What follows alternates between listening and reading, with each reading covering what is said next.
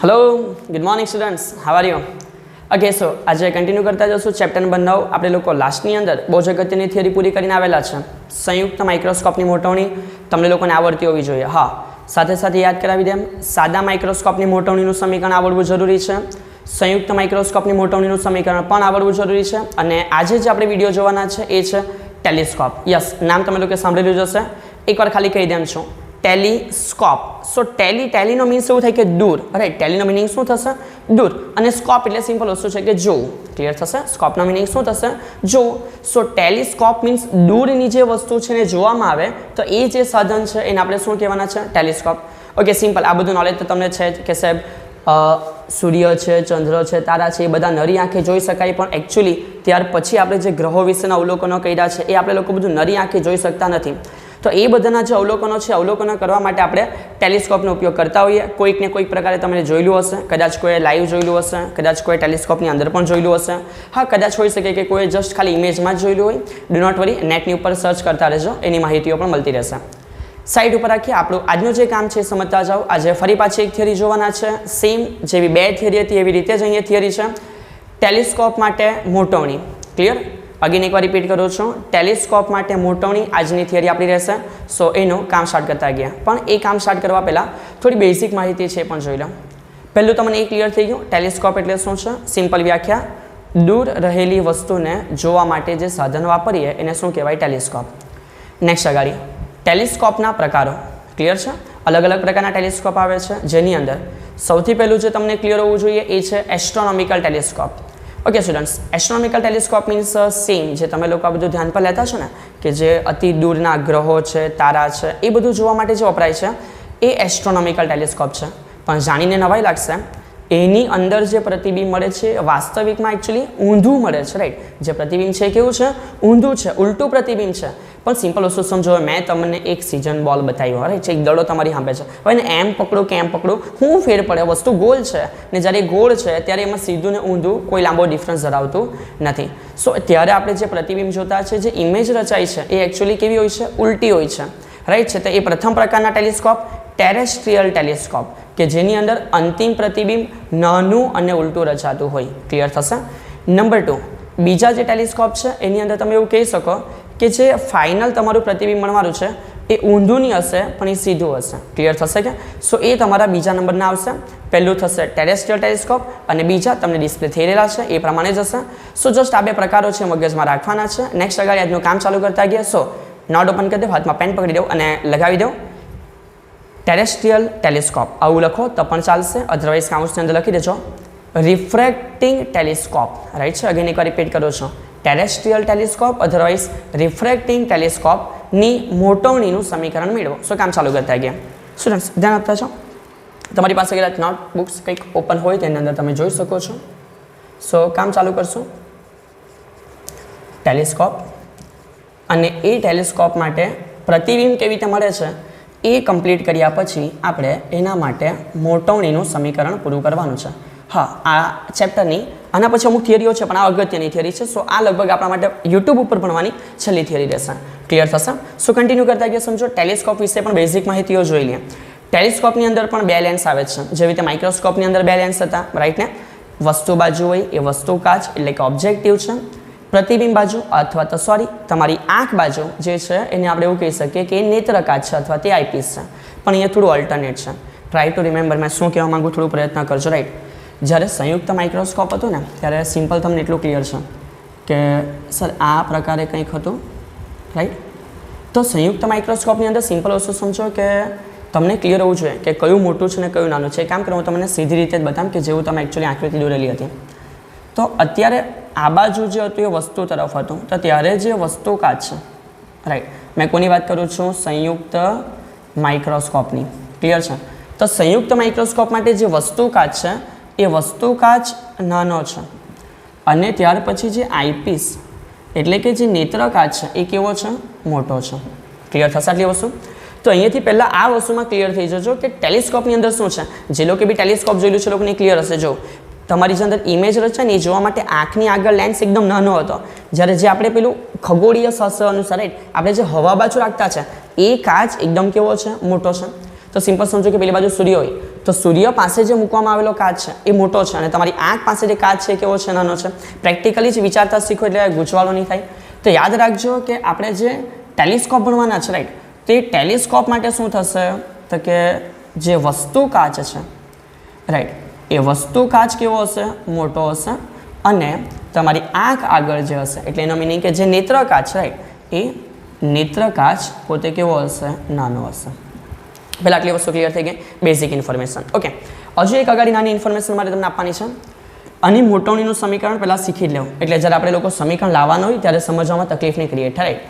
તો ટેલિસ્કોપની મોટવણી એટલે શું છે? જનરલી એક વસ્તુ તો બધા માટે લાગુ પડતી જ હોય કે પ્રતિબિંબના છેદમાં શું આવે, વસ્તુ.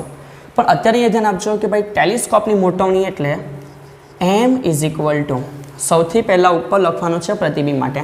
તો ધ્યાન આપજો એ શું છે, પ્રતિબિંબે રાઈટ, પ્રતિબિંબે આંખ સાથે બનાવેલ ખૂણો રાઈટ. આપણે આપણી થિયરી ભણશું ત્યારે એને બીટા કહેવાના છે અને એના છેદમાં શું આવશે તો કે વસ્તુ છે, વસ્તુએ ઓબ્જેક્ટિવ લેન્સ સાથે બનાવેલો ખૂણો. ક્લિયર થશે કે? અને એ જે છે એને આપણે લોકો આલ્ફા કહેવાના છે. સો એક નાનું નવું સમીકરણ થિયરી માટે જરૂરી છે, એ પણ તમારે લોકો લખી લેવું. ક્લિયર છે? વાત કેવી રીતે છે એને આપણે થિયરીના જેમ આકૃતિ દોરતા જશું ને એમ ડિસ્પ્લે કરી દેવા એટલે તમને ક્લિયર થઈ જાય કે મોટવણી માટે બે ખૂણા સમજવા જરૂરી છે. પહેલો બીટા અને બીજો કયો છે, આલ્ફા. ઓકે, સો લખી દો અને આગળ કન્ટિન્યુ કરતા જશું. ઓકે, સો નેક્સ્ટ કામ સ્ટાર્ટ કરતા ગયા ટેલિસ્કોપ માટે મોટવણી. ઓકે, સો મેં આકૃતિની અંદર એક નાની વસ્તુ ડ્રો કરીને બતાવેલી છે, ધ્યાન આપતા જાઓ. બે લેન્સ આપણે લોકો લેવાના છે. એમાં સૌથી પહેલાં આપણે એક જ લેન્સ દોરતા હોઈએ જેવી રીતે આપણે માઇક્રોસ્કોપની અંદર શીખેલા છે એ પેટર્ન પ્રમાણે જ કામ કરશું. સમજો કે આમ એક પહેલો જે લેન્સ છે લીધેલો છે, સો આ વસ્તુ બાજુ હશે તો અત્યારે આપણે આને શું કહેશું, વસ્તુ કાચ રાઈટ. અધરવાઇઝ કોઈને ઈચ્છા હોય તો એ ઓબ્જેક્ટિવ પણ કહી શકે છે. ક્લિયર થશે?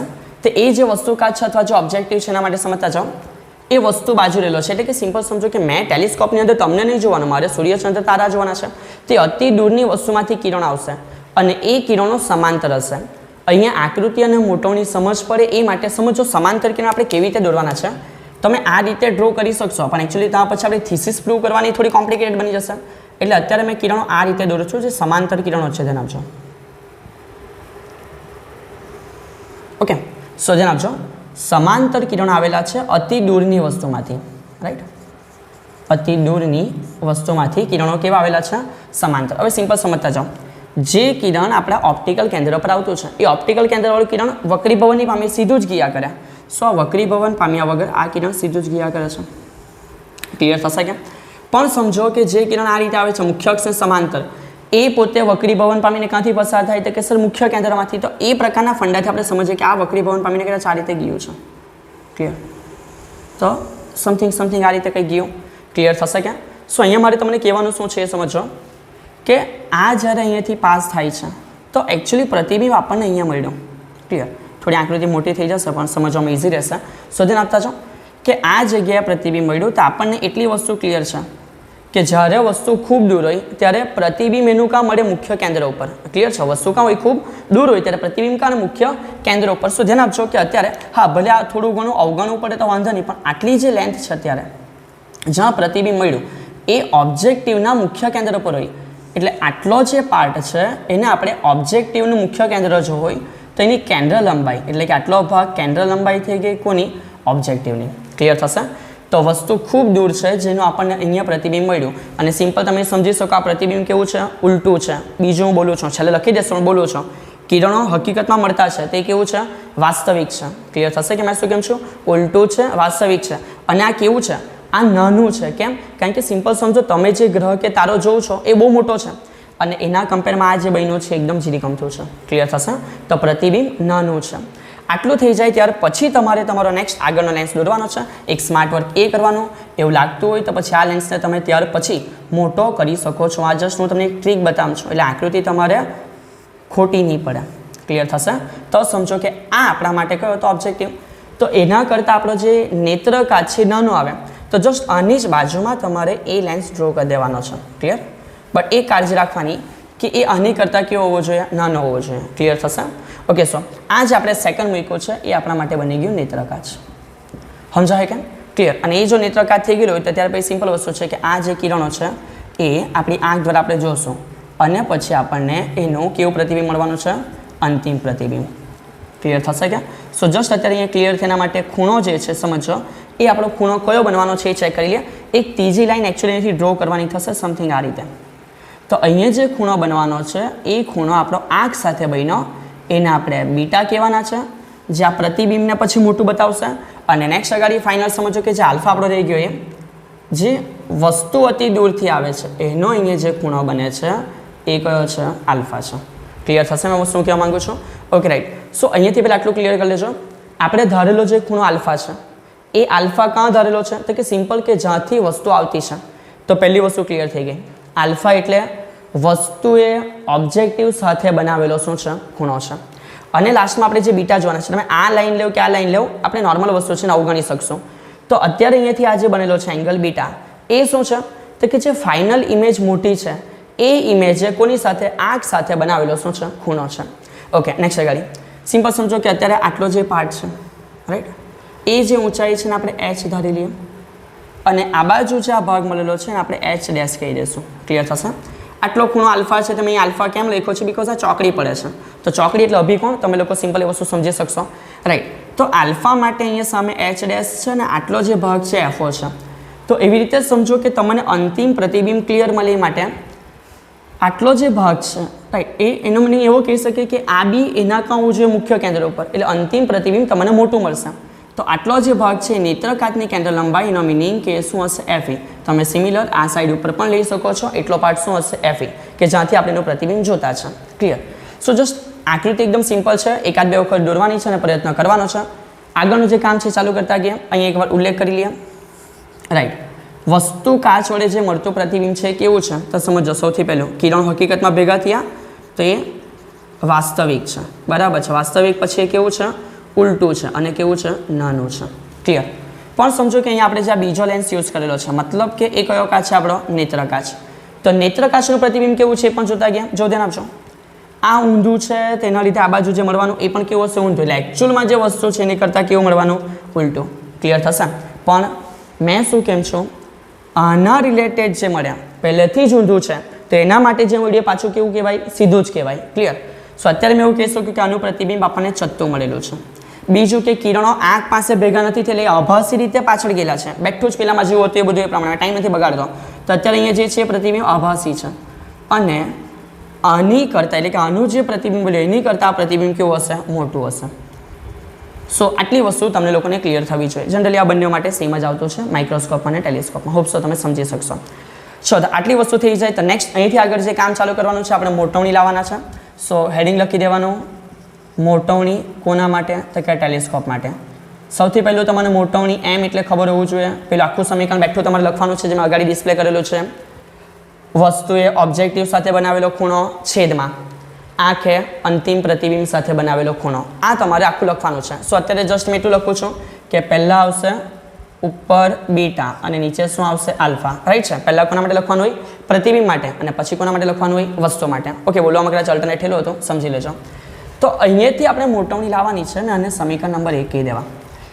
ચલો હવે ધ્યાન આપતા જો અહીંથી તમને શું કહેવા માંગુ. સૌથી પહેલાં આકૃતિમાં આપણે tan આલ્ફાને પકડશું. નામ નિર્દેશન કરો તો તમારી ઈચ્છા, નહીં કરો તો પણ ચાલી જશે. તો ધ્યાન આપતા જો હું એવું કહી શકું કે આકૃતિમાં right tan alpha is equal two, ચલો સમજો, ટેનનો મિનિંગ સામેની બાજુના છેદમાં પાછળની બાજુ એટલે એચ ડેશના છેદમાં એફઓ. રાઈટ છે? શું થવાનું, એચ ડેશના છેદમાં એફઓ. ને આપણને ખબર છે કે જો ખૂણો નાનો હોય, રાઈટ, જો ખૂણો નાનો હોય તો જો ખૂણો નાનો હોય તો tan આલ્ફાનો મિનિંગ શું થઈ જાય તો કે tan alpha nearly equal to alpha. So simple વસ્તુ છે, સમજો કે મેં એવું કહી શકું કે આલ્ફા ઇઝ ઇક્વલ ટુ શું થઈ જાય, H dash upon FO. Clear થયો? સેમ એવી રીતે આપણે કન્ટિન્યુ કરતા ગયા બીટા માટે. તો હું એવું લખી શકું ફરી પાછું, અને tan beta is equal two, ચલો tan બીટા માટે સામેની બાજુ એચ ડેશ અને જે પાસેની બાજુ રેડી થવાની એનું એફ ઈ છે. ક્લિયર થશે કે? ઓકે, બીટા અહીંયાથી પણ આપો તો પણ ચાલી જશે અને આપણે અવગણી શકશો. તો આનો મિનિંગ શું થશે કે સામેની બાજુ એચ ડેશ અને એફ ઈ તો માટે અગેન ખૂણો નાનો છે એટલે બીટા ઇઝ ઇક્વલ આપણે લખી શકીએ એચ ડેશના છેદમાં એફ ઈ. સમીકરણ નંબર કયો આવશે? 2. ક્લિયર થશે. સો નેક્સ્ટ અહીંથી આપણો લાસ્ટનો સ્ટેપ કે માટે મોટવણી M is equal to beta upon alpha. So finally H dash upon F E અને આ બાજુ સેમ શું છે? H dash upon F O. H dash cancel થઈ ગયો તો છેદનો છેદ અંશમાં જતો રહ્યો તો એફ ઓ અપોન શું આવી ગયું? એફ ઈ. જે ફાઇનલ મોટવણીનું સમીકરણ છે. એટલે ફરી પાછું એક લખી દઉં છું કે ટેલિસ્કોપની મોટવણી શું આવે છે? તો કે M is equal to four upon ફુઆ. તો કે એવું નથી, એફ ઓ અપોન શું છે? એફ ઈ છે. ક્લિયર થશે. અને એથી એક વસ્તુ ક્લિયર થઈ જાય. જો સમજો શું કહેવા માંગો. જો મોટવણી વધારે જોઈતી હોય તો ઓબ્જેક્ટિવની કેન્દ્ર લંબાઈ વધારે રાખવાની. કેમ? અંશ મોટો તો મોટવણી કેવી મળે? મોટી. તો ઓબ્જેક્ટિવની કેન્દ્ર લંબાઈ વધારે રાખવાની, અધરવાઇઝ આઈપીસની કેન્દ્ર લંબાઈ ઓછી રાખવાની. કેમ? છેદ નાનો તો બી આન્સર કેવો મળે? મોટો મળે. સો જસ્ટ અહીંથી મોટવણી M is equal to F O upon F E clear થવું જોઈએ. બહુ અગત્યની થિયરી તમે નહીં કહી શકો પણ આવડવી જોઈએ. ક્લિયર થશે કે? અને એની અંદરથી એમસીક્યુ પૂછાય તો ક્લિયર થવું જોઈએ. ઓબ્જેક્ટિવની કેન્દ્ર લંબાઈ મોટી રાખવાની અને આઈપીસની કેન્દ્ર લંબાઈ નાની રાખવાની. આ પ્રકારના કિસ્સામાં મોટવણી આપણને કેવી મળે? વધારે મળે. ઓકે સો સ્ટુડન્ટ્સ, અહીં આપણે આ જે ચેપ્ટર છે એની થિયરી પોર્શનને ક્લોઝ કરશું. રાઈટ છે. હવે અહીંથી નેક્સ્ટ આગળ આપણે જે પણ ચેપ્ટર જોશું એ અન્ય કોઈ ચેપ્ટર હશે. જો તમને કોઈ ઇશ્યુ હોય તો તમે કમેન્ટની અંદર પૂછી શકો છો. અને હા, આના દાખલાઓની તૈયારીઓ પણ હવે પછીના વિડીયોની અંદર આપણે જોતા રહેશું. Thank you all of you.